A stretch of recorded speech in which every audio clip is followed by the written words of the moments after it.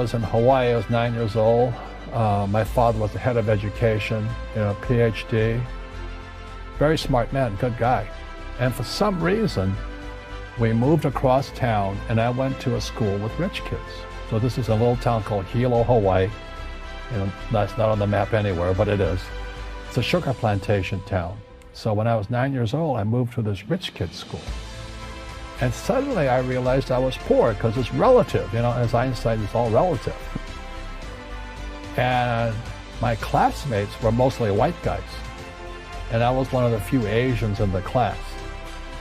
And these guys, their fathers owned the banks, they owned the plantations, they owned the car dealerships, they owned the meat packing company, they owned the ranches. And I'm going, how come my dad doesn't own that? So I remember raising my hand when I was 9 years old, talking to my fourth grade teacher, and I said, when am I going to learn about money? And she was this woman who should have retired 50 years earlier. She was so sick and tired of kids by this time. She says, the love of money is the root of all evil. And I said, what am I, in Sunday school? And I was this punky little 9-year-old kid. And she says, we don't teach money at school. I said, why not? And she couldn't answer. And she got very flustered. She said, sit down, take your seat. And then I got curious. I said, why don't we learn about money? She says, go ask your father. He's my boss. My father was the head of education. PhD, all that stuff. I go home and ask him, I said, why don't we learn about money in school? And he looked at me and said, because the government doesn't let us teach that subject. The government tells us what we can teach and what we can't teach.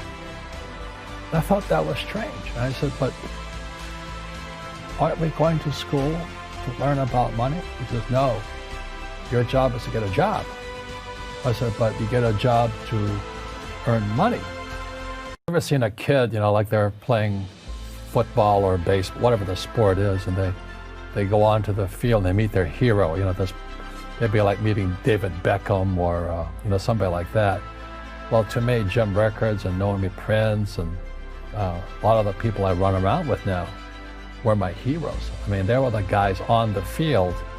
And I said, God, they're so smart.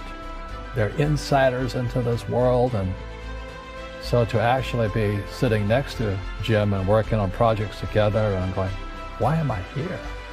So that would be like, David Beckham and I playing soccer together. I mean, it's not supposed to be possible. So hanging out with Jim Rickards and Noami and you, and it's like it's not supposed to be.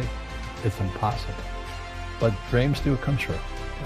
Because you always thought you were the outsider, and now you're hanging out with the quote-unquote insiders, and Correct. You're agreeing on everything with them. Correct. And a lot of people get financial advice from outsiders. If maybe a financial planner, or a stockbroker, or a real estate broker, but they're not on the inside of the deal.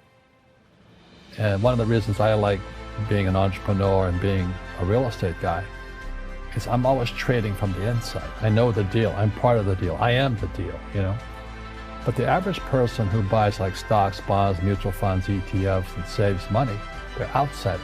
They have no idea what's going on between them and the real world of insight.